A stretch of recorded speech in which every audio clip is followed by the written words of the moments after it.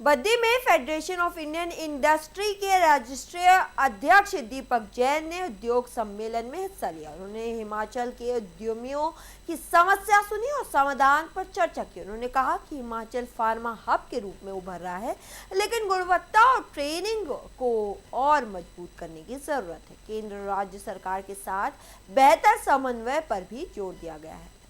हमारे पास हमेशा चलने वाला प्रसंग है, उद्योगों की समस्याएं उठाते रहे हैं और उठाते आए हैं।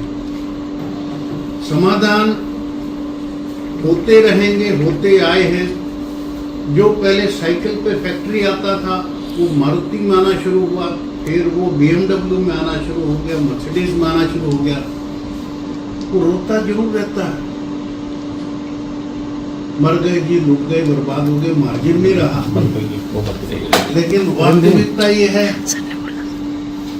पहले गांव से आ रहा था, फिर कस्बे से आ रहा था, फिर शहर के अंदर एक छोटा सा मकान लिया, 2 रूम सेट लिया, फिर फ्लैट ले लिया, फिर एक बेटा भी बड़ा हो गया जी, एक मकान इसके लिए भी लेना है। वो सब चीजें हमारे साथ चलती हैं।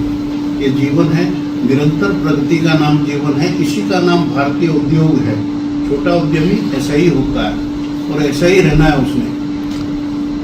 आज की जो हमारी बातचीत हुई, वार्तालाप हुआ, उसके अंदर जो हमारे टेकअवे पॉइंट्स हैं वो मैं एक बार फिर रिपीट करता हूँ। आप 3-4 वरिष्ठ लोगों के नाम हमको दीजिए, तुरंत से हम इसकी एक समिति बनाते हैं फॉर्मली, और वो समिति प्रांत की सरकार से टेकअप करे और उन विषयों को जो राइटिंग में टेकअप करके फिर उसको केंद्र में ले जाने की हम व्यवस्था करें। केंद्र की सरकार से बैठ करके, अगर क्लस्टर की बात है तो यहाँ से रिकमेंडेशन भेज करके केंद्र में क्लस्टर को अप्रूव कराया जाए।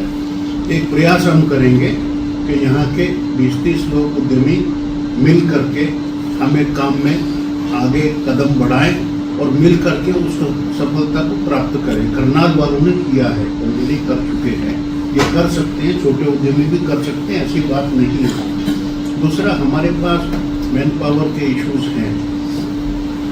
हमारी स्थानीय टीम सक्षम है, आप सब लोग सक्षम हैं। 2-3 एसोसिएशंस में आपस में प्रस्ताव पारित करके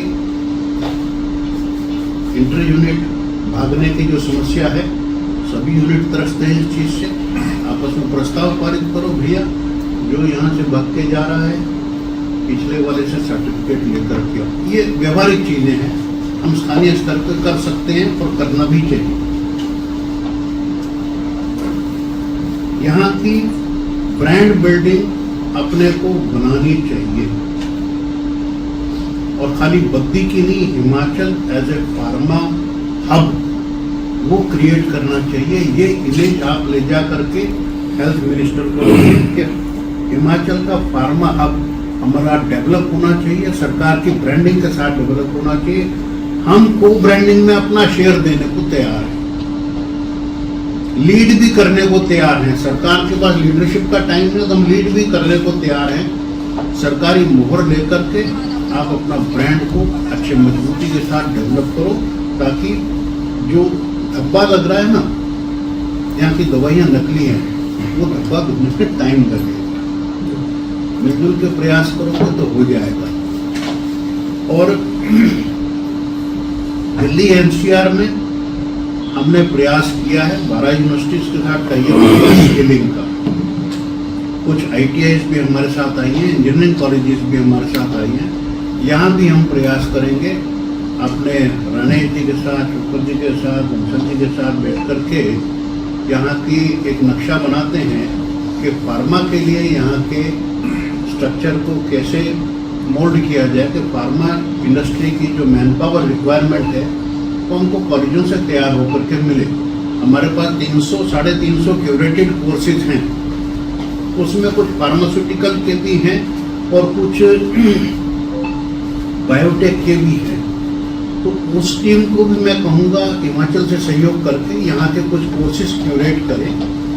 तो वो कोर्स जैसे BSc बालक कर रहा है तो लास्ट के 6 महीने में वो कोर्स करा दिया तो वो बच्चा आपके पास तुरंत आने के लिए तैयार हो जाएगा। और छोटे छोटे अमाउंट के कोर्सेज हैं, लेकिन एक स्किल उसको एडिशनल आ जाए, वो स्किल आपके उद्योग का फायदा करेगा। आप जैसे जीरो स्किल वाले बच्चे को स्किल सिखाते हो, लेकिन अपना स्किल नहीं सिखा पाओगे। स्पेशलाइज्ड लोगों से स्किल सीखेगा तो तुरंत आपके काम में डेवलप बनेगा। तो ये काम हम कर सकते हैं, और इसके लिए